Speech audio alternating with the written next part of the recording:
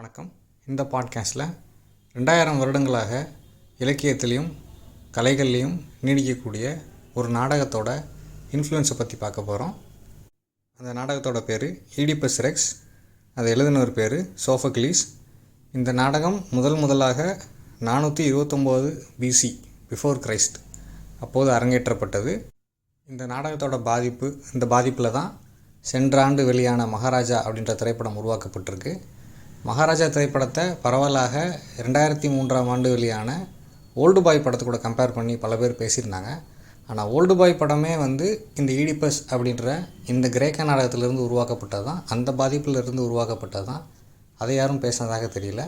அதனால் இந்த ஈடிப்பஸ் அந்த நாடகத்திலிருந்து எப்படி இந்த 2000 வருடங்களாக இந்த பாதிப்பு நீடிக்குது பல்வேறு கலாச்சாரங்களில், இந்த ஒரு கதை கிரேக்கத்தில் உள்ள இந்த ஈடிப்பஸின் கதை எப்படி பல்வேறு நாடுகளில் பல்வேறு விதமாக பல்வேறு சூழ்நிலைகளில் உருவாக்கப்பட்டிருக்கு அப்படின்னு சொல்லி இந்த பாட்காஸ்ட்டில் பார்க்கலாம்.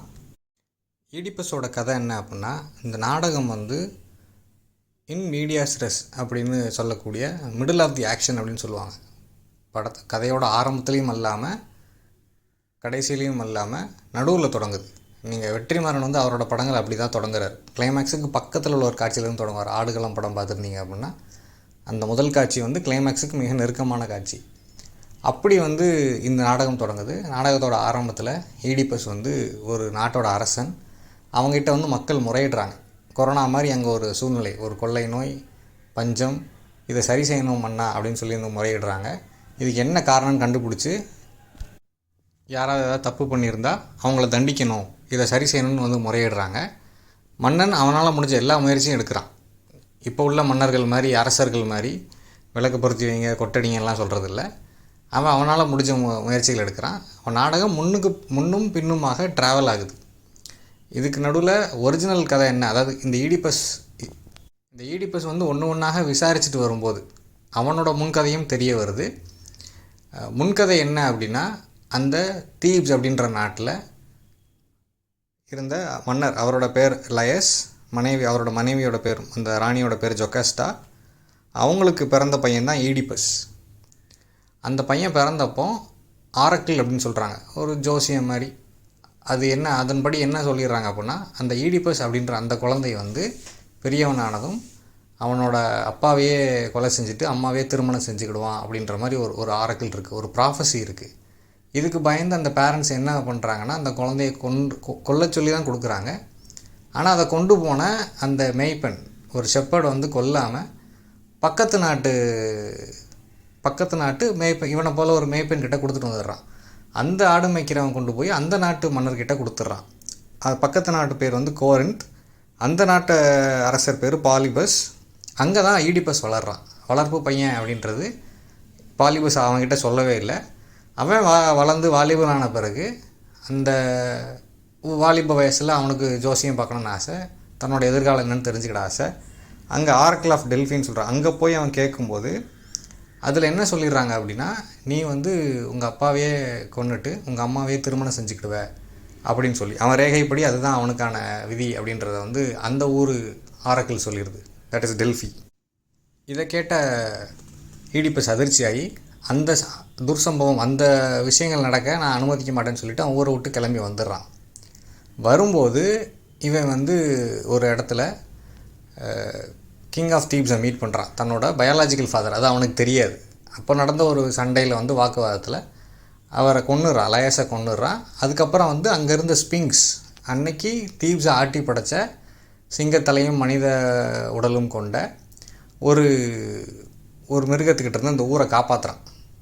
அது போட்ட விடுகதைக்கு இவன் தான் பதில் சொல்லி இந்த ஊரை காப்பாற்றுறான். இதுக்கு நடுவில் மன்னரை இவன் தான் கொன்னான்னு யாருக்கும் தெரியாது. அப்போது மன்னர் இல்லை, அந்த ஊரை ஒரு கொடிய மிருகத்திலிருந்து காப்பாற்றிருக்கான். அப்போ அவன் தான் அந்த நாட்டுக்கு ரைட்ஃபுல்லி ராஜாவாக இருக்க முடியும்னு சொல்லிட்டு ஈடிப்பஸ் ராஜா வைக்கிறாங்க. ஸோ இந்த கதை இது லீனியராக சொல்லப்படாமல் ஜிக்ஸா பசில்னு சொல்லுவாங்க. ஒவ்வொரு பாயிண்ட்டாக ரிவீல் ஆகுது. அந்த கொள்ளை நோய் சிச்சுவேஷன்லேருந்து ஈடிப்பஸ் ஒன்றாக விசாரித்து ஒவ்வொரு சீன் பை சீனாக ஒவ்வொரு கதாபாத்திரங்களாக ஒவ்வொரு தகவலை ஆட் பண்ணும்போது ஈடிப்பஸுக்கு கொஞ்சம் கொஞ்சமாக என்ன நடந்தது, தான் யார் அப்படின்றது புரிஞ்சுக்கிட்டே வருது. இப்போ இந்த இடத்துக்கு வர்ற அவனோட அம்மாவுக்கு உடனே ஃபுல் பிக்சர் தெரிஞ்சிருது, இது தன்னோட பையன்தான் அப்படின்றது. அவங்க ஈடிபஸ் என்ன சொல்கிறாங்க, இது தெரிஞ்ச வரைக்கும் போதும், அதுக்கு மேலே உண்மையை தோண்டாதான்னு சொல்கிறாங்க. அவன் இல்லை நான் இந்த மொத்த உண்மையை தெரிஞ்சுட்டு தான் இதை விடுவேன் அப்படின்னு சொல்லி அவன் சொல்கிறான். அவங்க அங்கேருந்து கிளம்பி போயிடுறாங்க. இறுதியாக அவனுக்கு என்ன உண்மை தெரிய வருது அப்படின்னா, அந்த ப்ராஃபஸி உண்மையாயிருச்சு. அவனோட பயாலாஜிக்கல் ஃபாதர் அவன் தான் கொண்டிருக்கான். பயாலாஜிக்கல் மதரை, தன்னோட உண்மையான அம்மாவையே அவன் திருமணம் செஞ்சு அதன் வழியாக 4 குழந்தைகள் பிறந்துட்டாங்க. இப்போ இந்த செய்தி தெரிஞ்ச உடனே அவனோட அம்மாவான ஜொக்கஸ்டா உடனே போய் தற்கொலை பண்ணி இறந்து போயிடுறாங்க. அப்போ அந்த இடத்துக்கு வர்ற ஈடிபஸ் என்ன பண்ணுறான் அப்படின்னா, அவனோட கண்ணை அவனே குத்தி அவனே குருடாக்கிக்கிறான். தண்டனையாக, அவன் செய்த தவறுக்கு தண்டனையாக அவனை குருடாக்கிக்கிறான். அந்த நாட்டை விட்டே போயிடுறேன்னு சொல்கிறான். ஏன்னா அவன் தான் குற்றம் இழைச்சவன். அவன் செஞ்ச குற்றம் காரணமாக தான் அந்த நாட்டுக்கு பஞ்சமும் பசியும் கொள்ளை நோயும் வந்திருக்கு. அப்போ நான் அங்கேருந்து போயிடுறேன்னு சொல்கிறான். இதில் அவனோட சீஃபான கவலை என்ன, முக்கியமான கவலை என்ன அப்படின்னா, அவனுக்கும் அவனுடைய அம்மாவுக்கும் இருந்த உறவில் பிறந்த 4 குழந்தைகளை யார் திருமணம் செஞ்சுக்கிடுவா அப்படின்றதான். இந்த துன்பியல் நாடகம் 2000 வருடங்களாக இதை பார்க்கக்கூடியவங்கள இல்லை இதை படிக்கக்கூடியவங்கள மிகப்பெரிய அதிர்ச்சிக்கு ஆளாக்கிட்டு தான் இருக்குது.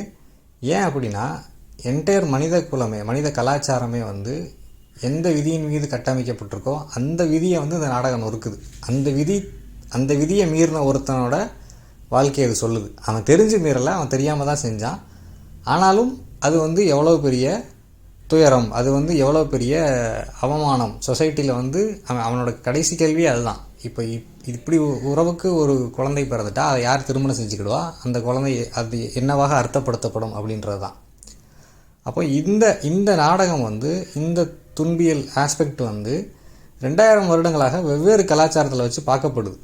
இன்னமும் அதோட ரெலவன்ஸ் இருக்குது. அது எப்படியெல்லாம் பரிணமிச்சிருக்கு அப்படின்றத இந்த பாட்காஸ்ட்டில் நம்ம பார்க்க போகிறோம்.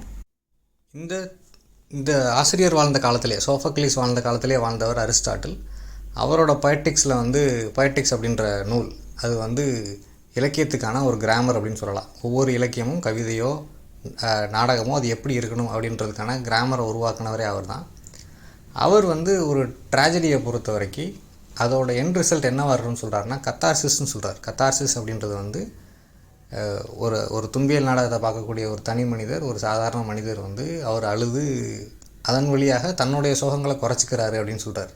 அவர் அதை நடித்து பார்க்குறாரு, மனசால் நடித்து பார்க்குறாரு, அழுதுறாரு. அதனால் அவர் மனசில் உள்ள பாரம் போயிடுதுன்றார். பியூரிஃபிகேஷன் ஆஃப் சோல் அப்படின்னு சொல்லி அரிஸ்டாட்டில் அதை டிஃபைன் பண்ணுறாரு.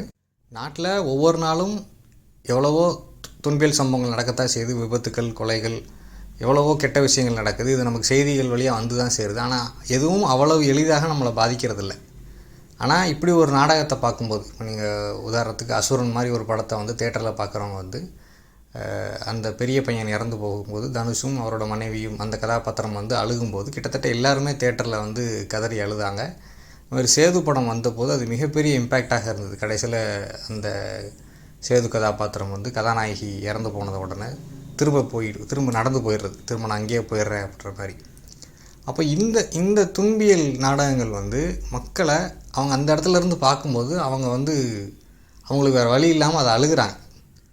அவங்க கனெக்ட் பண்ணிக்கிறாங்க, அந்த கேரக்டரோடு தன்னை தொடர்பு படுத்தி பார்த்துக்கிறாங்க, அழுதுடுறாங்க. ஆனால் வெளியில் வந்த பிறகு அவங்களுக்கு என்ன ஆறுதல்னா, நல்ல வேலை இது எனக்கு நடக்கலை அப்படின்ற ஆறுதல். டிவி சேனல்கள்னு பார்க்கும்போது காமெடி சேனல்னு தனியாக வைக்க முடியும். ஆனால் இப்படி துன்பியல் சேனல் ஒன்று வைக்க முடியாது. ட்ராஜடிஸ் ஓடுறதுக்காகவே தனியாக ஒரு சேனல் யாரும் தொடங்க போகிறதில்ல. ஏன்னா யாரும் வருத்தப்படுறதுக்கோ அழுகிறதுக்கோ விரும்புறதில்ல. ஆனால் நம்ம பெரியவர்களான உடனே அவ்வளோ எளிதாக அழுவதும் இல்லை.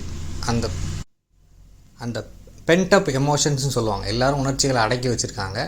இப்போ அந்த உணர்ச்சியை எங்கே காட்டுறது? ஏன்னா சொசைட்டியில் நீங்கள் கோவப்படக்கூடாதுன்னு சொல்லுவாங்க, பார்த்து தான் பேசணும், வார்த்தையை அளந்து தான் பேசணும், உணர்ச்சிகளை காட்டக்கூடாது.